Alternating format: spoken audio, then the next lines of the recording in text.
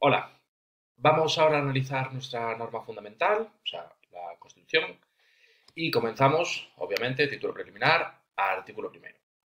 Pero quizá antes de entrar en detalle de lo que es el articulado en sí mismo, primero, comentario genérico para casi cualquier oposición.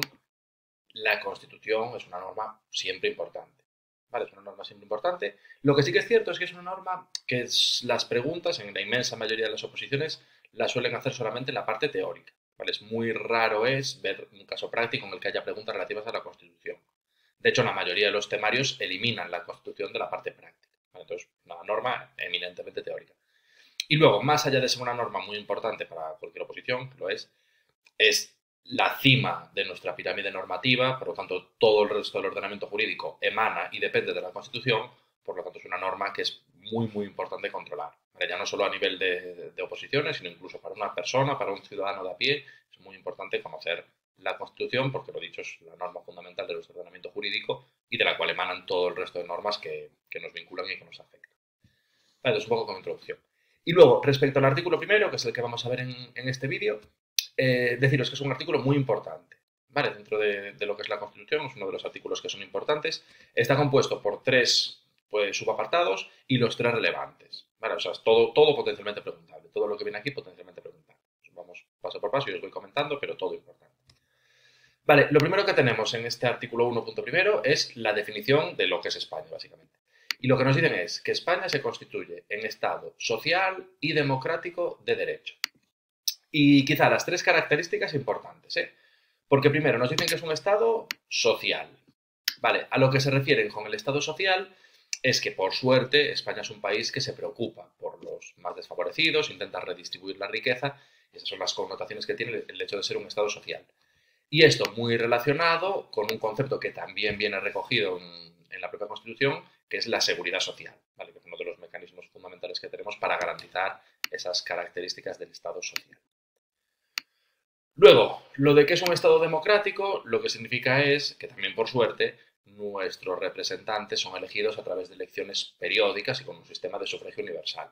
Bueno, entonces, lo que es democrático es eso, que en vez de ser una dictadura, como es lo que teníamos anteriormente, ahora tenemos pues, representantes elegidos por el conjunto de los ciudadanos en unas elecciones que se realizan de forma periódica y con un sistema de sufragio universal.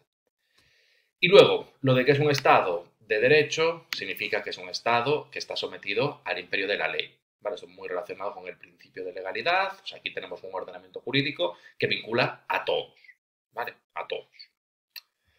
Entonces eso, Estado social y democrático de derecho. Tres características que tenemos que controlar. Y luego, muy importante, dentro de que todo el artículo 1 es importante, esto que os voy a decir ahora quizás lo más relevante, los valores superiores del ordenamiento jurídico. ¿Vale? Esa es una pregunta recurrente en todas las oposiciones. Los valores superiores hay que sabérselos. ¿Vale? Son cuatro, quizás los tres primeros, bastante intuitivos, ¿no? Como muy habituales, ¿no? Libertad, justicia e igualdad. Que esto suena mucho a lo de Francia, ¿no? A lo de legalité, égalité, fraternité. Pues más o menos lo mismo. O sea, son principios así muy genéricos. Libertad, justicia, igualdad. Bien.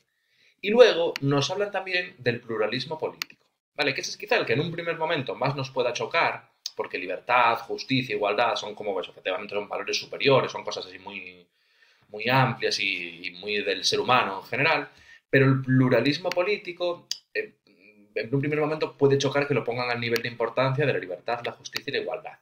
Pero para entender el por qué encontramos aquí el pluralismo político, hay que darse cuenta de en qué momento se redacta la Constitución, ¿no? El contexto histórico en el que se redacta.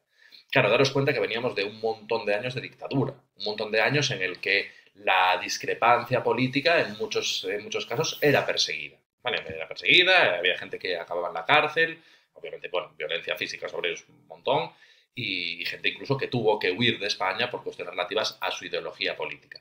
Entonces, teniendo ese contexto que veníamos de una ideología, digamos, monolítica, o sea, simplemente había una ideología que era la del régimen, pues para garantizar la transición y para garantizar que efectivamente seamos un Estado social y sobre todo democrático de derecho, pues se introduce este valor superior del pluralismo político. Bueno, entonces, gracias a Dios, pues todas las ideologías son aceptadas en esta nueva Constitución. Ya no se persigue el discrepante, sino que se aceptan todas las ideologías y dentro del respeto de las unas para con las otras, pues habrá que convivir y decidir a través de elecciones periódicas cuál es la ideología dominante del conjunto de la ciudadanía.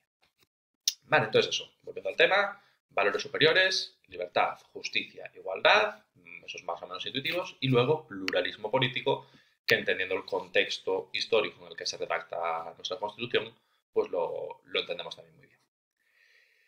Vale, y ese es el punto primero. Luego, punto segundo, nos habla de la soberanía nacional. Vale, y aquí, muy importante, también pregunta súper habitual, soberanía nacional reside en el pueblo español.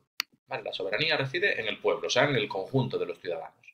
En otras constituciones que tuvimos anteriormente, hablaban de que la soberanía, en algunas nos decía que residía en el rey, en otras que residía entre el rey y las cortes, y aquí, por suerte, ya en una época moderna, desarrollada y adaptada a los nuevos tiempos, ya se reconoce que efectivamente la soberanía nacional reside en el pueblo, ¿vale? Es el conjunto de los ciudadanos los que convierten un país en país.